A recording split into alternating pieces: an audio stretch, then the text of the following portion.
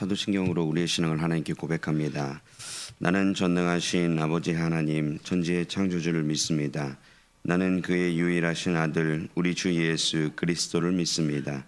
그는 성령으로 잉태되어 동정녀 마리아에게서 나시고 본디오 빌라도에게 고난을 받아 십자가에 못 박혀 죽으시고 장사된 지 사흘 만에 죽은 자 가운데서 다시 살아나셨으며 하늘에 오르시어 전능하신 아버지 하나님 우편에 앉아 계시다가 거기로부터 살아있는 자와 죽은 자를 심판하러 오십니다. 나는 성령을 믿으며 거룩한 공교회와 성도의 교제와 죄를 용서받는 것과 몸의 부활과 영생을 믿습니다. 아멘. 우리 찬송가 21장 찬양하겠습니다. 찬송가 21장 다 찬양하여라 함께 찬양하겠습니다.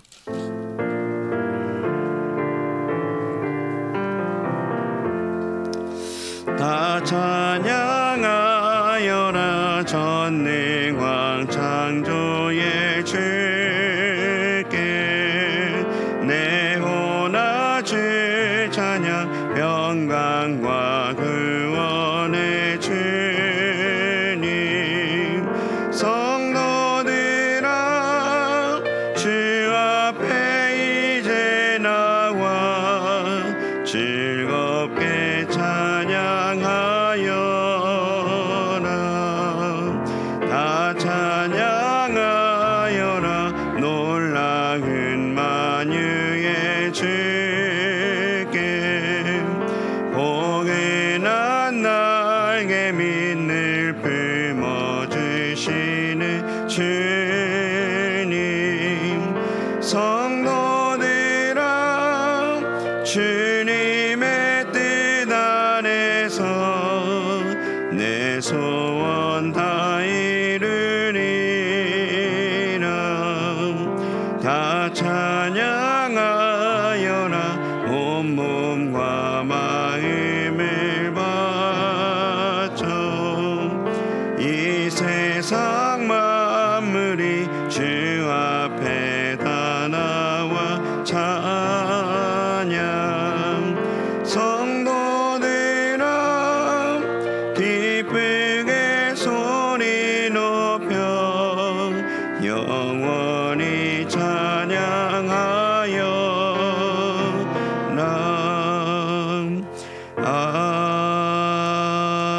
아멘. 오늘 우리에게 주신 하나님의 말씀은 느헤미야서 12장 22절에서 30절까지 말씀입니다. 성경 말씀 느헤미야서 12장 22절에서 30절까지 말씀입니다. 느헤미야 12장 22절에서 30절까지 말씀 한 절씩 교독하신 후에 마지막 절은 합독하겠습니다. 엘리야십과 요야다와 요야난과 앗드야 때에 레위 사람의 족장이 모두 책에 기록되었고 바사왕 다리오 때에 제사장도 책에 기록되었고 레위 자손의 족장들은 엘리야십의 아들 요하난 때까지 역대지략에 기록되었으며 레위 족속의 지도자들은 하사랴와 세레랴와 감미엘의 아들 예수아라. 그들은 그들의 형제의 맞은편에 있어 하나님의 사람 다윗의 명령대로 순서를 따라 주를 찬양하며 감사하고 마따냐와 박부랴와 오베랴와 무술람과 달몬과 악굽은 다 문지기로서 순서대로 문 안의 곳간을 파수하였나니 이상의 모든 사람들은 요사닥의 손자 예수아의 아들 요야김과 총독 느헤미야와 제사장 겸 학사 에스라 때에 있었느니라. 예루살렘 성벽을 봉헌하게 되니 각처에서 레위 사람들을 찾아 예루살렘으로 데려다가 감사하며 노래하며 제금을 치며 비파와 수금을 타며 즐거이 봉헌식을 행하려 하매 이에 노래하는 자들이 예루살렘 사방들과 느도바 사람의 마을에서 모여들고 또 벳길갈과 게바와 아스마웨틀에서 모였으니 이 노래하는 자들은 자기들을 위하여 예루살렘 사방에 마을들을 이루었음이라. 알겠습니다. 제사장들과 레위 사람들이 몸을 정결하게 하고 또 백성과 성문과 성벽을 정결하게 하니라. 아멘. 기도하겠습니다. 좋으신 아버지 하나님 은혜를 감사합니다. 지난 간밤에도 저희들을 주님 품 안에서 편히 쉬게 해주시고 또 이 새벽에도 저희들을 주 앞에 불러주심을 감사합니다.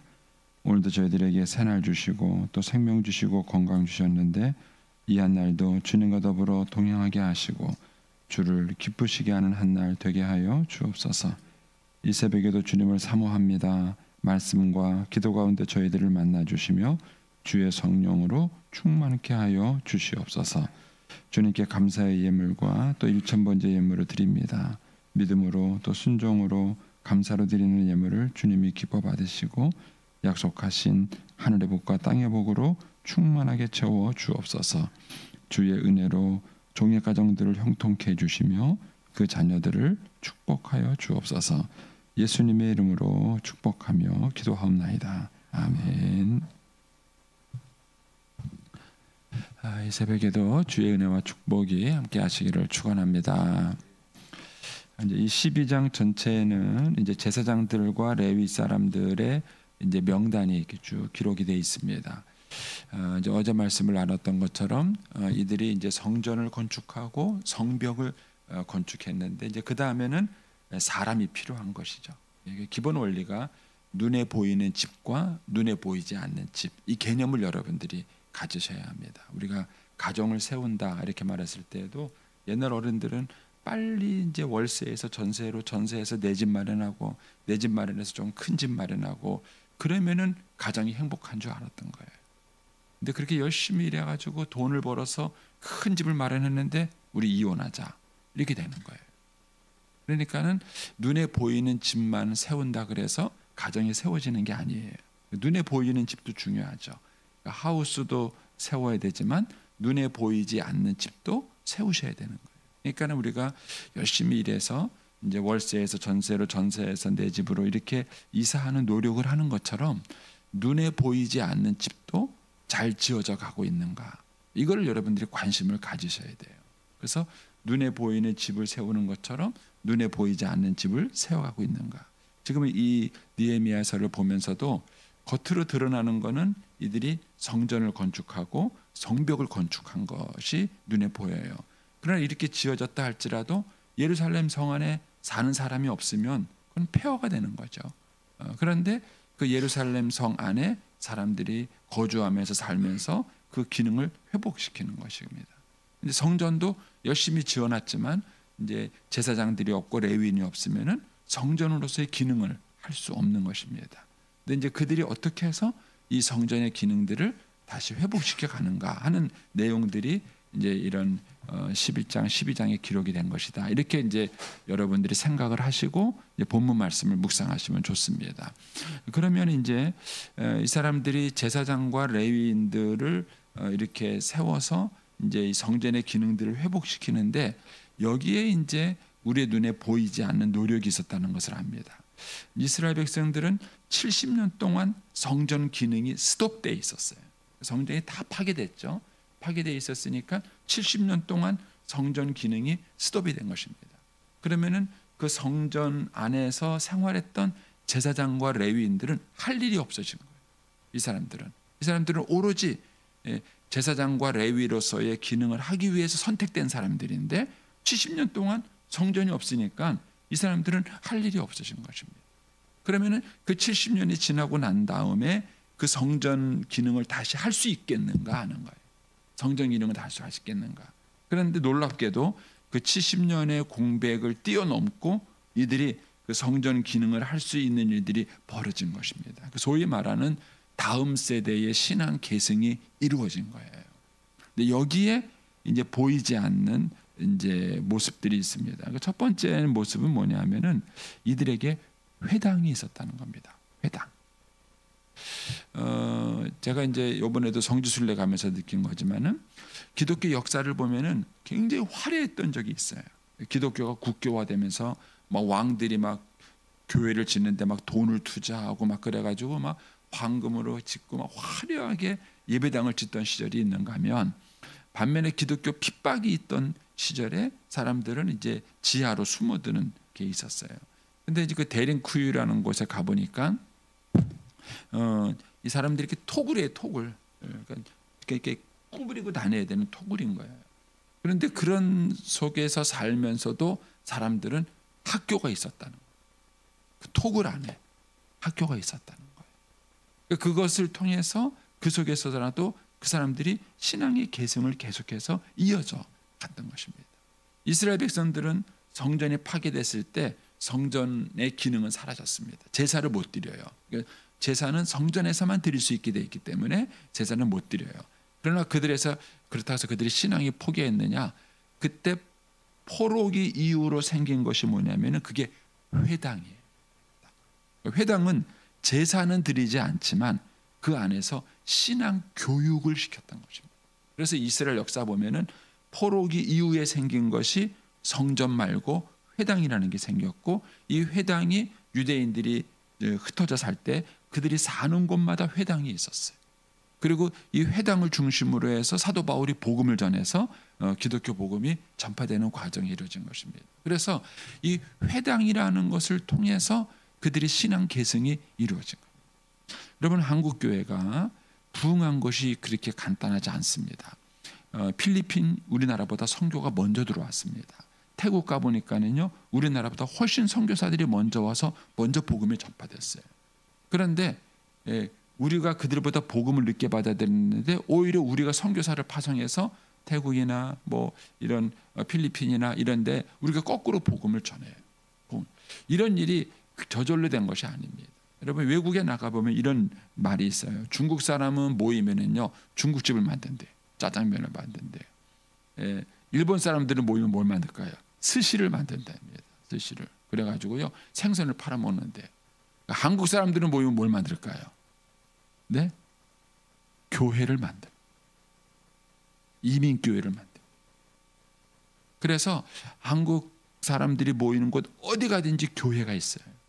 그래서 한국에서 신앙생활을 안 하거나 날라리로 하는 사람, 표현이 좀 그렇지만 외국에 가면요 다 신앙생활 잘해요. 왜 이러면 일단은 한국 사람 만나려면 교회 가야 돼요. 외국 가려면 교회 가야 돼요. 그리고 이제 제가 밀양에 있을 때도 그런 일을 몇 번 겪었는데, 한국에 있을 때 신앙생활을 날라리로 했던 분인데 미국으로 이민 갔는데 갑자기 신앙생활을 열심히 하신 거예요. 근데 구조가 그럴 수밖에 없어요.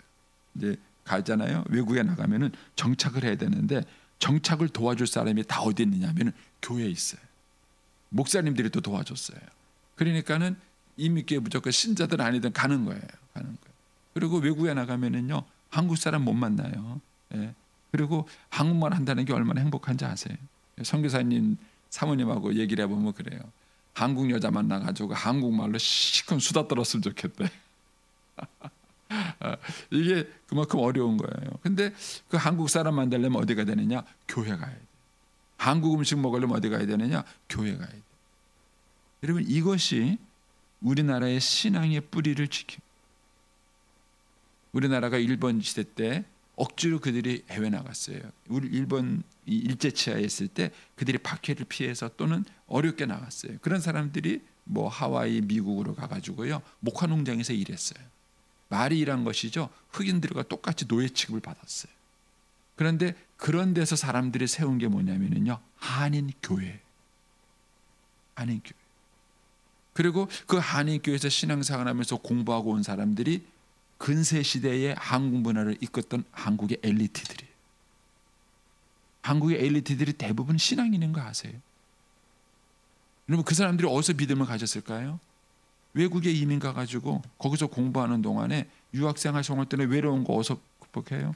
한인교회 가서 그들이 외로움을 극복하고 거기서 그들의 신앙을 다시 회복하고 계승을 받아서 그들이 졸업하고 돌아와서 한국 사회에 영향을 미친 거예요.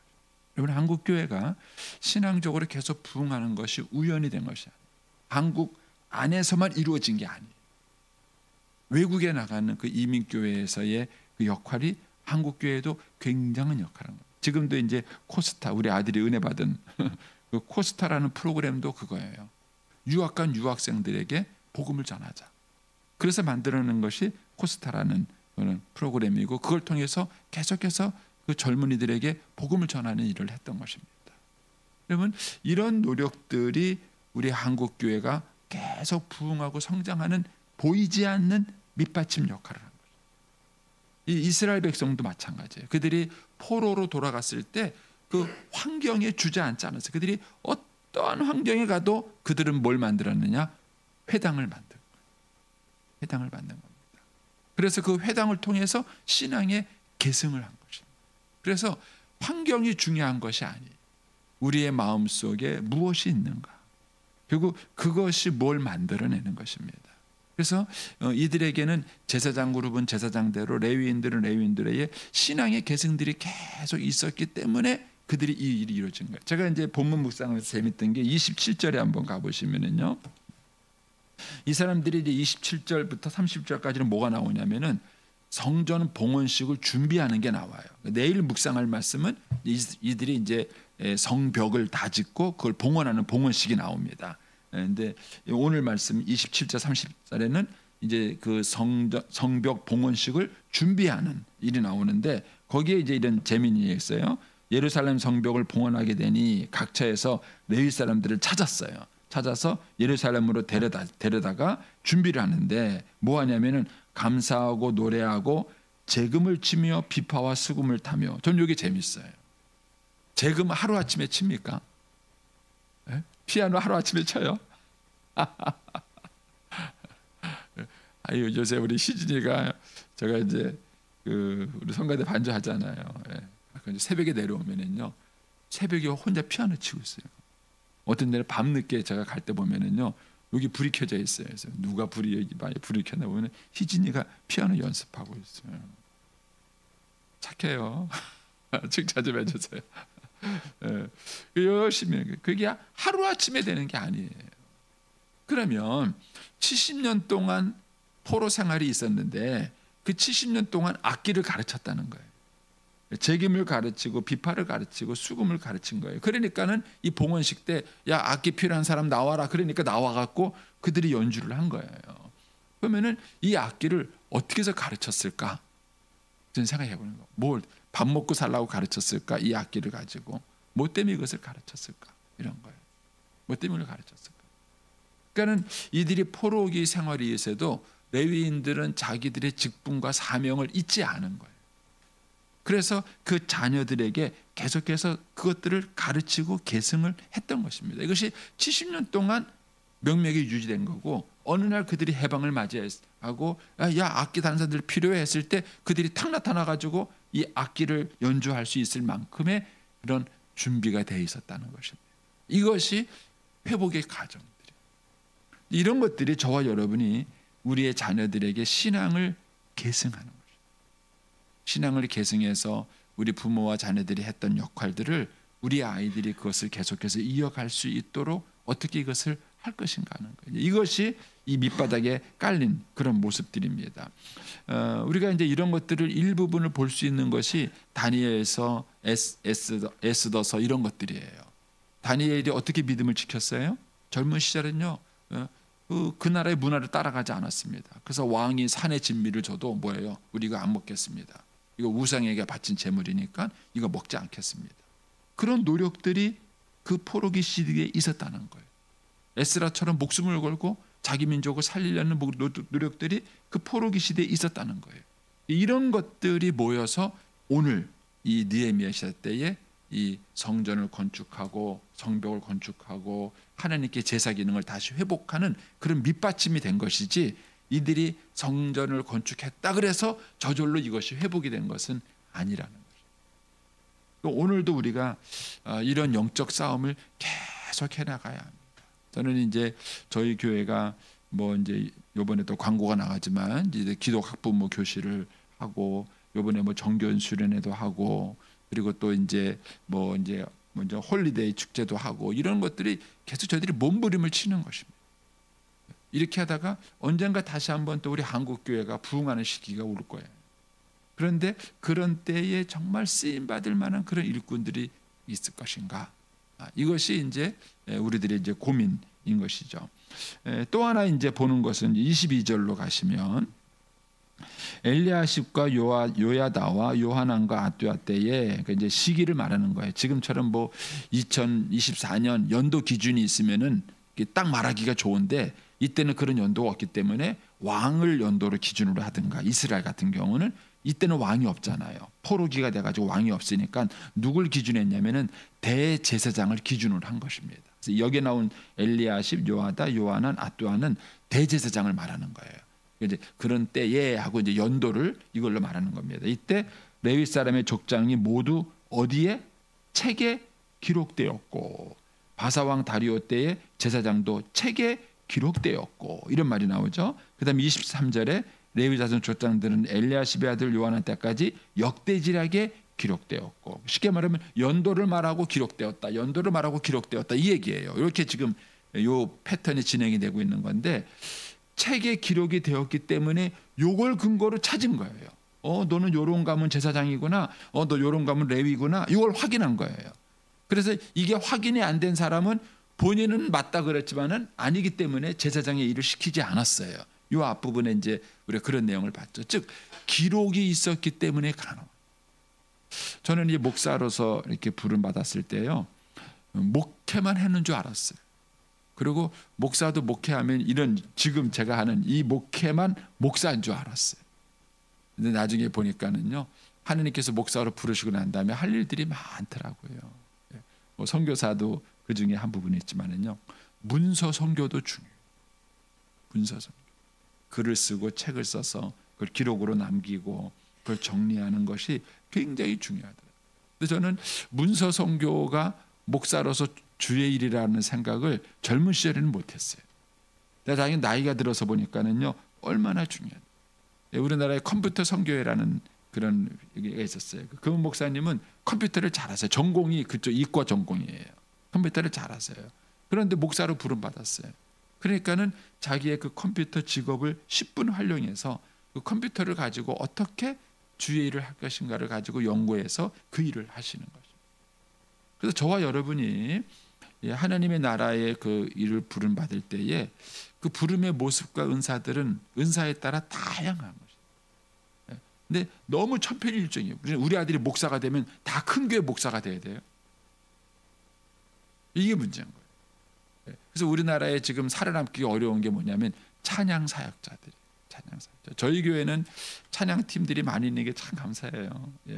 뭐 예배마다 찬양도 있고 성가대원 찬양대도 있고 이렇게 있는 게 굉장히 감사해요. 그런데 이런 사람들이 그 기능을 다양하게 사역을 할 수 있어야 되는데 너무 한 가지만 주의 일이라고 생각하는. 근데 이제 이런 다양한 사람들의 직책이 있었고 그것이 기록이 되었고 기록이 되었기 때문에 이때 회복하는데 자료가 된 것입니다. 그래서 역사적으로 기록한다는 것이 되게 중요해요.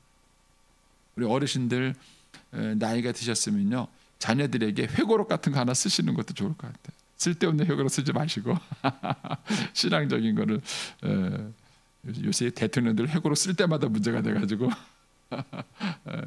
근데 어쨌든 이제 편한 그 신앙의 계승을 기록해서 남긴다는 것이 굉장히 중요합니다. 제가 이제 우리 목사님들한테 늘 부탁하는 게 있어요. 목사님들 제발 일하시고 자기가 일한 거를 기록해 달라. 기록해 놓고 목사님 떠나고 다음 후임자가 오면 전임자가 어떻게 일했는지 어떻게 사역했는지를 좀 볼 수 있게 해주라는 부탁을 제가 꼭 해요.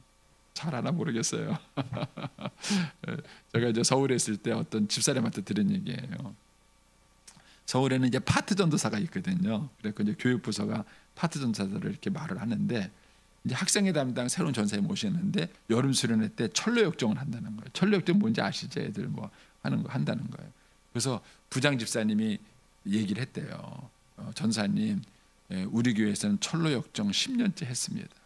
그래서 얘기를 하면서 이거 효과 없다고 하지 말라고 그랬대요. 그러니까 이 전사님 뭐라 그러냐면 아니라고요. 내가 이거 뭐 한다고 막 그랬다는 거예요. 그래가지고 이제 그 전사님 말을 믿고 그 해 또 철로 역정을 한 거예요. 했는데 역시나 똑같은 거예요. 이런 것들이 쌓이다 보니까 이제 부장님들이 전사님들을 안 믿는 거예요. 신뢰가 떨어지는 거예요. 리더십의 신뢰가 떨어지는 거예요. 근데 왜 이런 일이 일어나냐면은 전임자가 뭘 했는지를 몰라서 그런 거예요. 전임자가 어떻게 일을 했고 무슨 사역을 했고 그걸 알아야 그걸 바탕을 가지고 그 다음 후임자가 다른 일을 또 이렇게 계획하고 일을 할 수 있습니다. 그래서 여러분들이 내가 어떤 연결고리라는 생각을 하세요. 저도 이제 이 생각을 50대에 들어서야 했어요. 그 전까지는 나만 열심히 하고 나만 목회하고 나만 하고 못하면 되는 거지, 이 생각도. 근데 제 전임자가 있고 저도 있고 저도 제 후임자가 있는 거예요. 전임자가 어떻게 사역했는지를 잘 분석을 해야 되는. 제가 왔을 때 제 책상 위에 우리 50년 차 책을 딱 갖다 놓으셨더라고요. 제 책상 위에다가. 그래서 이게 부여중앙교회가 어떻게 진행되어 왔는지를 그 책을 보면서 알 수 있었어요.